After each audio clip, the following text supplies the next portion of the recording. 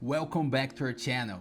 In today's video, we'll be exploring an exciting new feature of Canva called Beatsync.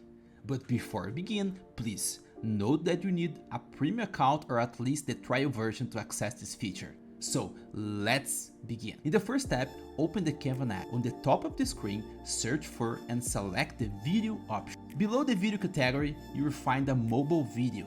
Tap on it. Now, you can choose a preset project or start with a blank canvas to insert your own video.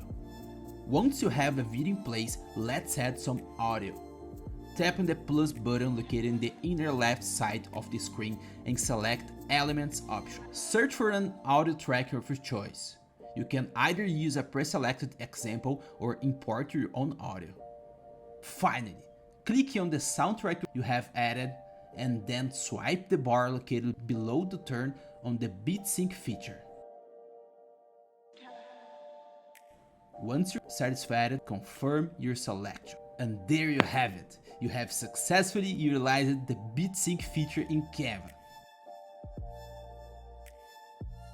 Thank you for watching this video. Subscribe to Online Success and click on the video on the screen for more help.